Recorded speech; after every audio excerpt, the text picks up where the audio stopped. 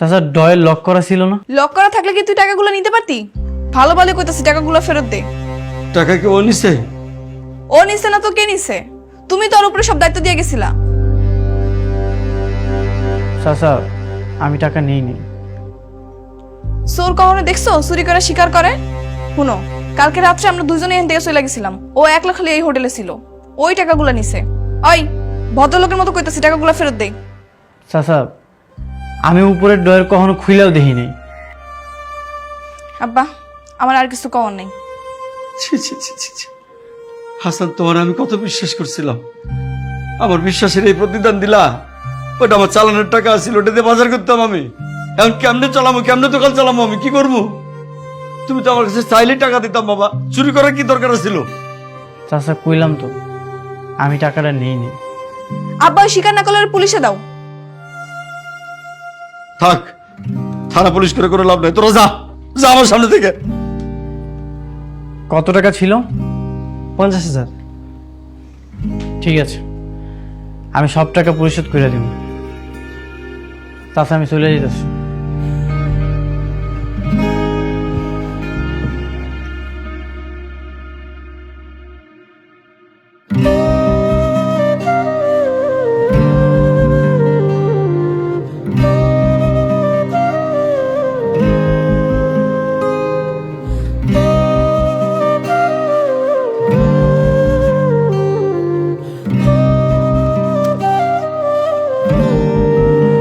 আসসালামু আলাইকুম sir.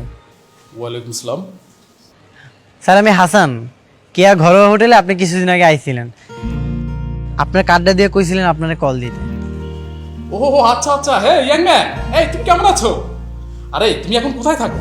Sir আমি ঢাকাতেই আছি। স্যার আমার একটা কামের খুব দরকার ছিল। তাই? ওকে, কোনো সমস্যা নেই। আমার 5 স্টার যে রেস্টুরেন্ট আছে সেখানে তুমি জয়েন করবে। আমি খুব শীঘ্রই বাংলা খাবার রেসিপি চালু করবো। ঠিক আছে স্যার, আমি চলে আসবো নি। হ্যাঁ হ্যাঁ হ্যাঁ, চলে আসো, আমি আছি, আমি ফ্রি আছি। তুমি আসার আগে আমাকে একটা কল দিও, ঠিক আছে? Thank you sir.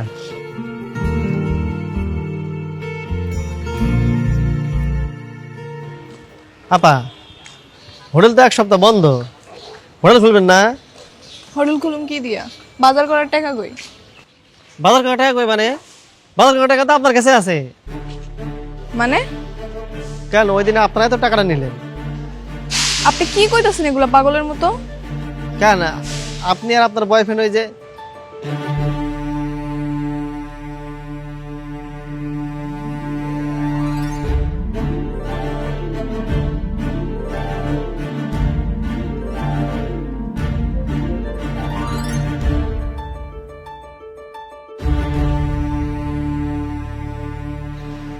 ওই দিনে আপনার বয়ফ্রেন্ড আপনি ক্যাশে বসেছিলেন না? আমি তো ভাবছি আপনারা প্ল্যান করতেছেন হাসানের তাড়ানোর লাগিয়া। আপনার বয়ফ্রেন্ড তো ক্যাশ থেকে টাকা নিয়েছিল, এ লেগে তো আমি কিছু কই নাই। আপনি কিছু জানেন না?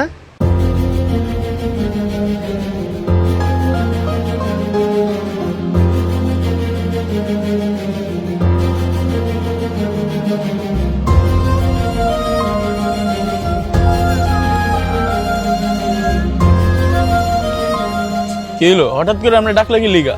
টাকা কই? কি টাকা? আমগো হোটেলের ক্যাশ বাক্সে টাকা কই? কই আমি তো জানি না কিছু। সত্যি করে কয় টাকা কই? খেয়াল হইছি, কি করবি? কি হলো? ছোট লোকের বাচ্চা, চোরের বাচ্চা, চোর, তুই আমার টাকা ফেরত দে। টাকা ফেরত দে। আরে চার লোকজন দেখতাছে। তোরে কইছি আমার টাকা ফেরত দে তাড়াতাড়ি। টাকা আমার মাইরা ফেলাইলেও বাইরে হইব না, জুয়া খেলা সব বাইরে ফেলাইছি। ছাড়।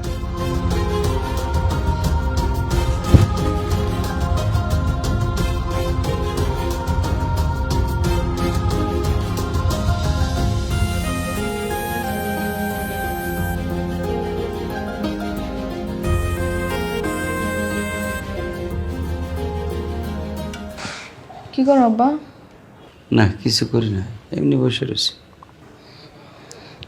আব্বা হুনো, হুম, হাসান নামগো ক্যাশে টাকাগুলো নেয় নাই। নাই নাই, আমারও তাই মনে হচ্ছিল রে মা।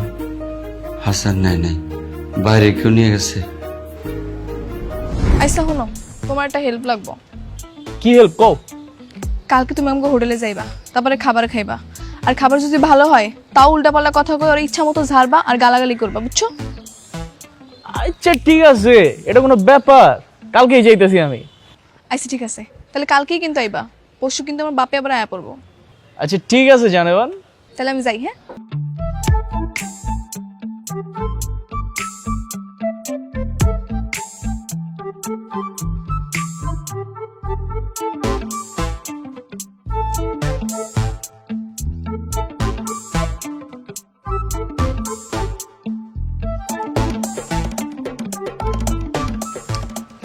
আই, তোমার কি করতে আনছে? তুমি কি করতেছো? হ্যাঁ, এমন ভাবে খাইতেছো মানে জীবনে খাও নাই। খাইয়াই যেতেছো।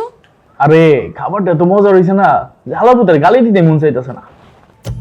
আমার কিন্তু খুব রাগ হইতাছে, তুমি ওরে ডাক দিয়ে ঝাড়ি দাও এক্ষুনি। আচ্ছা তুমি রাগ করো না, আমি এখনই ডাকতেছি ওরে। এই বাবুর্চি, এই বাবুর্চি। জি স্যার বলেন। এই এটা কোন খাবার হইলো? এত যখন খাবার কেউ রান্ধে? এত বাজে খাবারই যেমনি আঙ্গুল সাইডে সাইডে খাইতেছেন, ভালো খাবার হলে তো প্লেট শুদ্ধ খেয়ে লাইতেন। ফকিন্নির বাচ্চা, তুই তো কত কস কিল লেখা কইছি খাবার ভালো হয় নাই মানে ভালো হয় নাই, আবার তো কত কস। কই ভাই, রান্না তো অস্থির হইছে। আমরা তো খাবার এই হোটেল প্রতিদিনই খাই, অস্থির রান্না করে বাবু। ভাই বাদ দেন, উনি হইতেছে যাতে ঠিক তালে মাপা, আপনি আপনার খাবার খান। আর এই, তুই জানো সাইকে ওই হইতাছে এই হোটেলের ভবিষ্যৎ মালিক। এই, তুমি যাও তো, ক্যাশে গিয়ে বসো। ওকে ডার্লিং।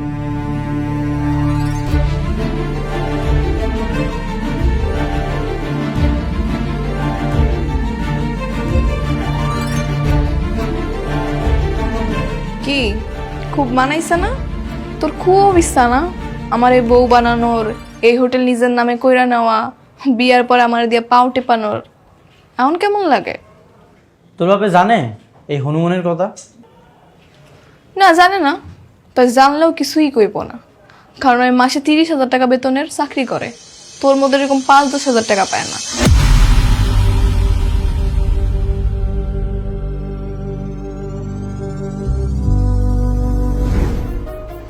এখন কি করবো আব্বা বলতো? কি আর করুন, হাসান আউনের পরে আমার ব্যবসাটা কেমন জমে উঠছিল, খাবারের দোকানটায় কাস্টমারে ভরে গেছিল। এখন হাসান নাই, কাস্টমারও নাই, দোকান বন্ধ। কি করবো আমি জানি না। আচ্ছা তুমি কোনো টেনশন করো না, ওরে আমি আবার ফিরে আনো। পারবি না রে মা, হাসানরা আর ফিরে আনতে পারবি না। এই হাসান আর এই হাসান নাই। ও এখন একটা 5 স্টার হোটেলের বড় শেফ, আর মাসিক বেতনই 50,000 টাকা।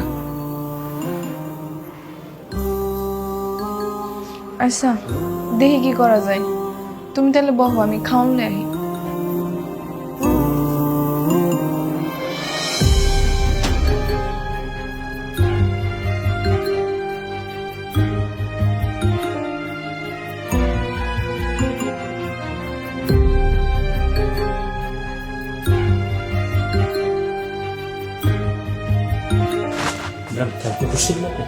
হ্যাঁ, হাসান সাহেব আছে? হ্যাঁ আছে, আপনি ওখানে বসেন, আমি স্যারকে ডাকছি। তো যেটা বললাম, কাস্টমারের সাথে গুড বিহেভিয়ার করবা, ঠিক আছে? আর খাবারের কোয়ালিটি তো আগের চেয়ে আরো ভালো হচ্ছে। হ্যাঁ স্যার আপনাকে ম্যাম ডাকছি।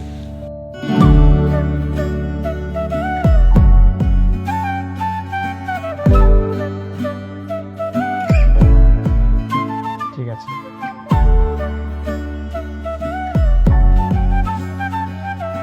বসুন ম্যাম, বসুন। না না ঠিক আছে। আহা বসেন না, দাঁড়াতে হবে না।